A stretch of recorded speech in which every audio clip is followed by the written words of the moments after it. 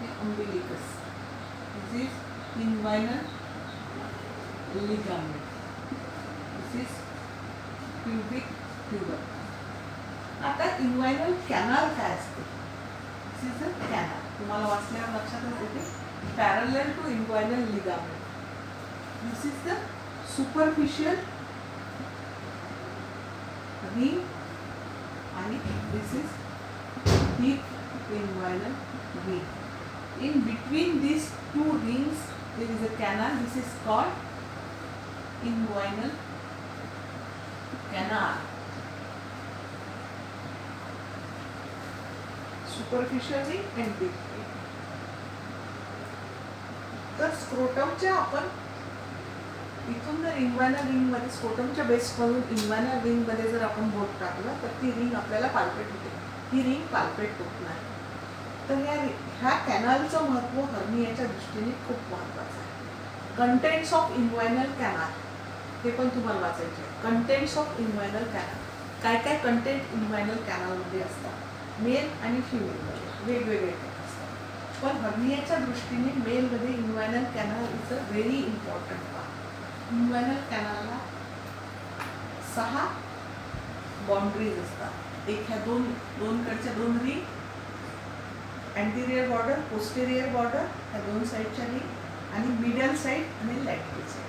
ह्या boundaries of inguinal canal ह्या पण तुम्हाला वाचाव्या लागतात. बाउंड्रीज ऑफ इन्वायनल कॅनल हर्नियाच्या दृष्टीने राईट इन्वायनल कॅनल आणि लेफ्ट इन्वायनल कॅनल 2 कॅनल असतात. समजलं? कंटेंट ऑफ इन्वायनल कॅनल हे पण वाचावं.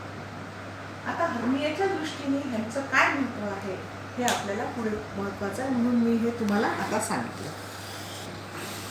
आता हिस्ट्री घेताना काय काय विचारायचं. History. Femoral hernia comes out through the femoral canal. ही इन्वायनल कॅनल झाली, तुम्हाला फिमोरल कॅनल पण वाचावं लागेल. आणि femoral hernia is common female. History. Age. Indirect inguinal hernia usually met with in young age. Young एजमध्ये आणि डायरेक्ट हर्निया आपल्याला ओल्ड एजमध्ये पाहायला मिळतो. इनडायरेक्ट हर्निया यंग एजमध्ये पाहायला मिळतो. आजचा पेशंट यंग होता, त्याचं indirect inguinal hernia. Indirect hernia आणि डायरेक्ट हर्निया याच्यामध्ये दोन्हीमध्ये डिफरन्स आहे. आपण पुढे गेल्यानंतर पाहू. पहिले तुम्ही इन्वायनल कॅनल वाचल्यानंतर तुम्हाला लक्षात येईल. Then occupation. Strenuous work is responsible for development of hernia. मी आत्ताच सांगितलं तुम्हाला, जेव्हा इंट्रा ॲब्डॉमिनल प्रेशर वाढते तेव्हा ॲब्डॉमिनल मसल वीक होतात.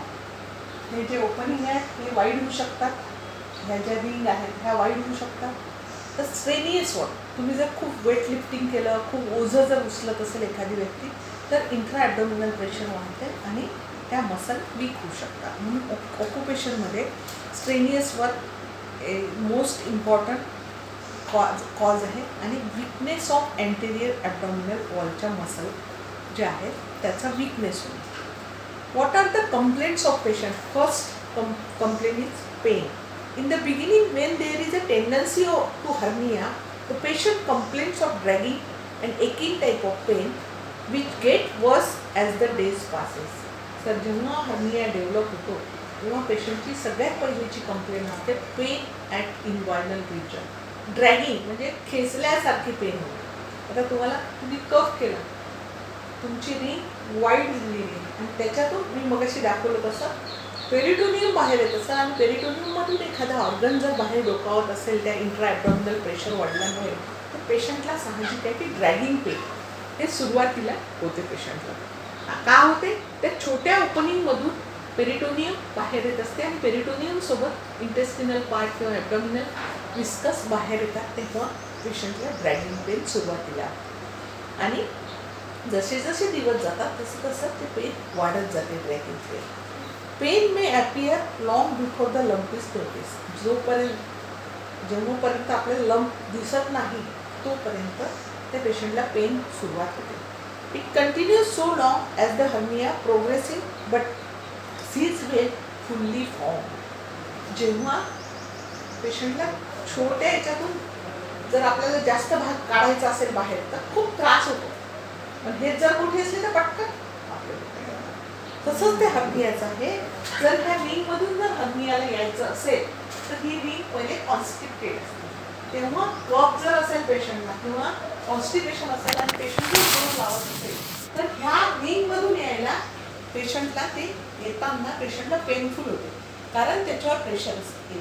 मोमेंटम असो, इंटेस्टाईन असो, ती प्रेशर दिल्यामुळे ती बाहेर जेव्हा येते तेव्हा पेशंटला ड्रॅगिंग होते. जेव्हा याची इलेक्ट्रिसिटी चालली जाते या रिंगची, तेव्हा जसं इंट्राॲब्डॉमिनल प्रेशर वाढते, पटकन बाहेर येते ते ऑर्गन पटकन, म्हणजे पेशंटला पेन का कमी होते? When hernia fully develop, pain cease, म्हणजे पेन पेशंटची बंद होते. का बरं बंद होते? तर त्याच्यावरचं जे प्रेशर असते ते कमी होते आणि प्रेशर कमी झाल्यामुळे पेशंटचं पेन एकदम कमी होते. Wien fully hernia form. Then another condition is there, when hernia fully form and become painful, that condition is called strangulated hernia.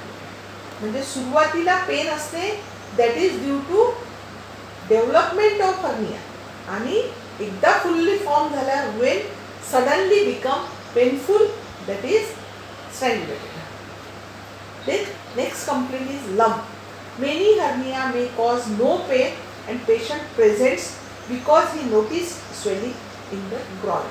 कधी कधी पेशंटला पेन होत नाही, एकदम ग्रॉइन रिजनमध्ये स्वेलिंग आलं असं पेशंट सांगतो, तर that is called lump in the inguinal region. Then how did it starts?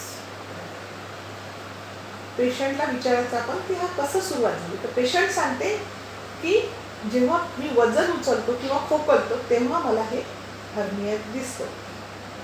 आणि पेशंट सांगताना gradually extend into the scrotum, inguinal region पासून स्क्रोटम पर्यंत स्वेलिंग दिसायला लागते. It is an inguinal hernia. If it had appeared below the groin and gradually ascend above it, the swelling is femoral hernia. जर groin रिजनच्या खालती म्हणजे इन्व्हायरनल ह्या लिगामेंटच्या खालच्या बाजूला जेव्हा हे पेशंटला कफ दिसतो, दॅट इज फ्युमोरल हर्निया. त्याच्या अबोव दिसतो, दॅट इज इन्व्हायरनल हर्निया. पेशंटला मग आपल्याला विचारावं लागते की does it disappears automatically on lying down, की मॅन्युअली कमी करावं?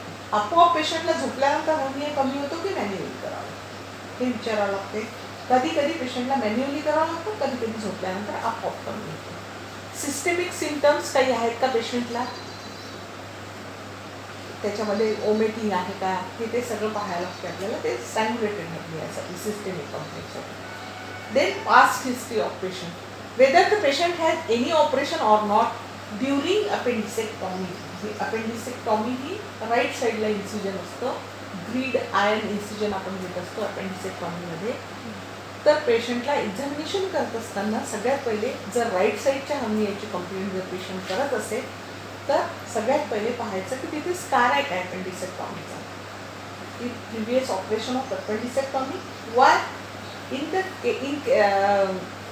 surgery of appendicectomy, division of nerve may lead to weakness of abdominal muscle. जी इलिओइन्व्हायरनल आणि कुठली नर्व असते, जेनायटोफ्युमरल अँड इलिओइन्व्हायरनल, दोन नर्व ह्या त्या ठिकाणाहून जात असतो. जेव्हा ग्रीड आयर्न इन्सिजन घेतो ह्या नर्व कट होतात. त्या कट झाल्यामुळे अँटेरियर ॲब्डॉमिनल वॉल मसल जी असते तिला विकनेस येतो आणि त्याच्यामुळे right inguinal hernia after the operation of appendicectomy नंतर होतो. देन पास्ट हिस्ट्रीमध्ये ऑपरेशन झालं. Then local examination of patient. It must be realise that both inguinal region must be expose at the level of.